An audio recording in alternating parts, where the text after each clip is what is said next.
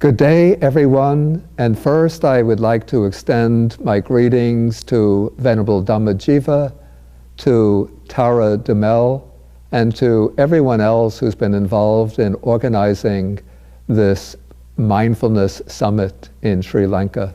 And I'm sorry that I could not be with you today, but I'm thankful that I was given the opportunity to speak a few words.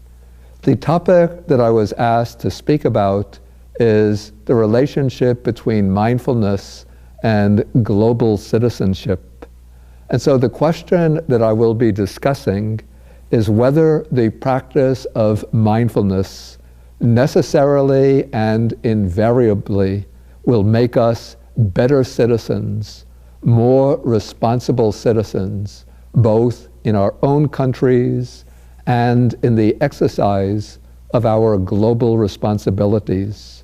In short, I'll be dealing with the question of whether the practice of mindfulness will enable us to have a more positive influence on the world. First, I want to speak about what I mean by mindfulness.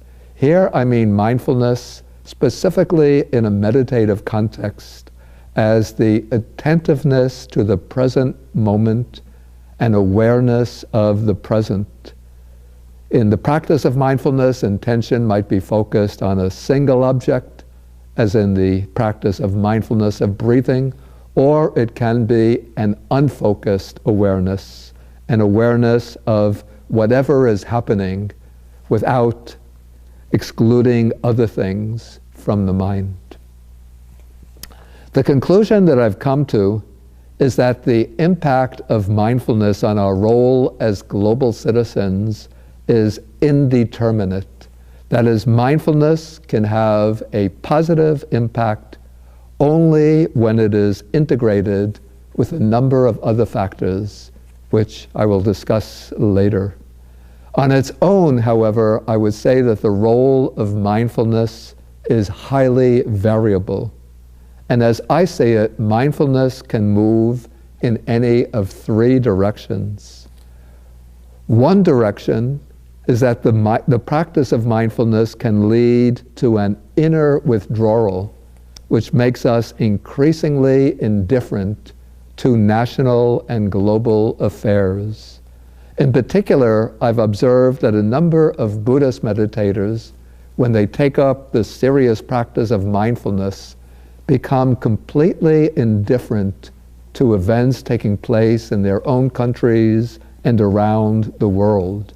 And if mindfulness is promoted in this way, it can even become an adjunct to governmental policies or programs of domination. That is, the practice of mindfulness can make us compliant, complacent citizens who are willing to conform to whatever our leaders decree. And we might think that opposing them and resisting them is a departure from the stance of pure observation. And instead of becoming involved in external affairs, we might withdraw into an inner absorption, which then allows the leaders to do whatever they want. A second possibility is that the practice of mindfulness may actually coexist with attitudes that are overtly harmful. The practice of mindfulness tends to intensify, to strengthen the mind, to make it sharper and more versatile. But the stronger and sharper mind can be used for purposes that we would consider ethically dubious, even for unethically and socially disruptive purposes. One example of this is the way the practice of mindfulness is being adopted in the commercial world, so that businessmen are training in mindfulness in order to become more effective in their business dealings, with the aim of increasing the profits of their corporations.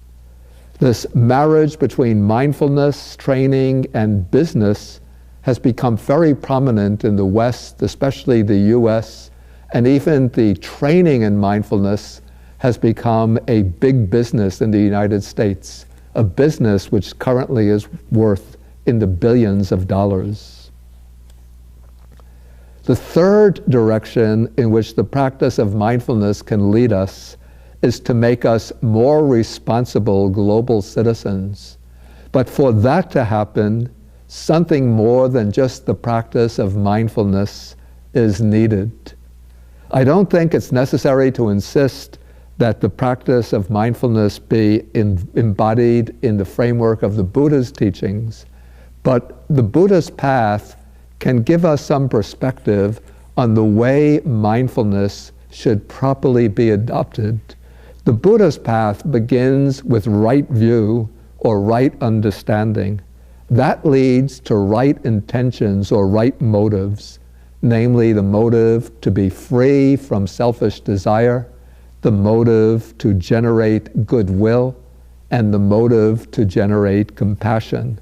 That then leads to the three ethical factors: right speech, right action, right livelihood, then to right effort. The effort to purify the mind, and then we come to right mindfulness. So right mindfulness comes seventh in the Buddha's path, where it's supported and embraced by the previous six factors. This provides us with a model for how we can apply the practice of mindfulness to our role as global citizens, whether as Buddhists, as followers of some other faith, or as secular followers without any faith commitment. In order to be practitioners of mindfulness and global citizens, I would say that the practice of mindfulness has to be embedded in a program that includes at least 4 other factors. So what are these 4 other factors? The first is what I call moral vision. And by this I mean the vision which sees our role as citizens of our countries and of the world, our role to be creating a society and a global order that is peaceful, that is ecologically sustainable, and that is guided by standards of economic and social justice. It would be a world where people of different ethnic origins, of different faiths, and of different ways of life can live together harmoniously within the same country, and where international relations are aimed at promoting the well-being of people of all countries throughout the world. The second supporting factor for mindfulness is what I call moral discernment or moral discrimination.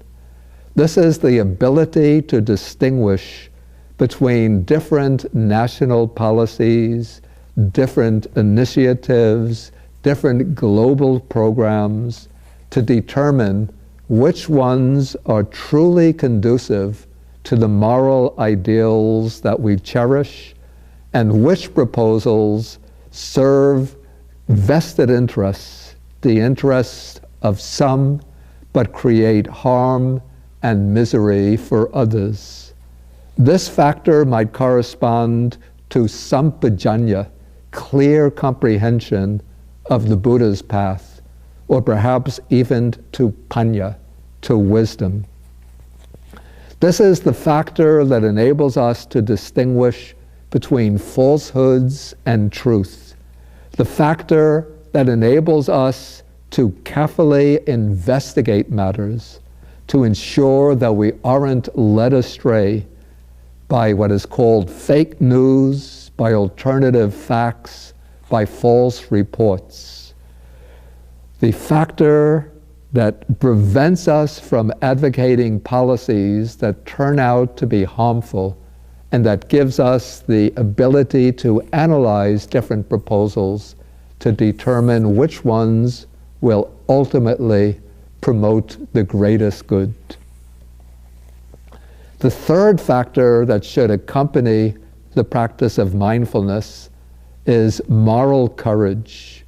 This is the courage to act on one's convictions, not to flinch, not to back down, not to turn away when the choice of the moral good poses personal risks, when it calls for resistance, even for struggle against those in positions of power who want to hold on to their power and seek their own good.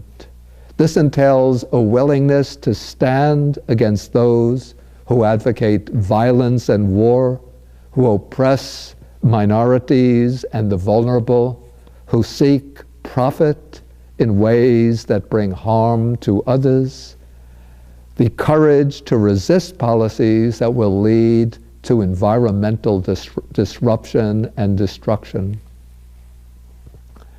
The fourth factor that should accompany right mindfulness is moral integrity. This means that one's practice of mindfulness is embedded in a life guided by high ethical principles, above all by harmlessness, by compassion, and truthfulness. When we make a commitment to a life of moral integrity, then the practice of mindfulness can shine a spotlight on those aspects of our lives, of our conduct, that deviate from our ideals. The practice of mindfulness can also enable us to understand our own minds better, to ensure that even at the level of thought, the level of intention, we remain faithful to our ideals and that we're willing to act on these ideals in our role as national and global citizens. Okay, so looking at our role as global citizens in relation to the practice of mindfulness, to sum up, I would say that the practice of mindfulness can help us be better global citizens. But for this to happen, the practice of mindfulness must be guided and inspired by an uplifting moral vision. We must be willing to exercise moral discernment and discrimination between what is truly good and what is ultimately harmful. We must have the moral courage to act on our convictions, and we must be leading a life of moral integrity, a life of right speech, right action, and right livelihood. I hope these words will be helpful, and I thank you for the opportunity to share some of my thoughts with you today.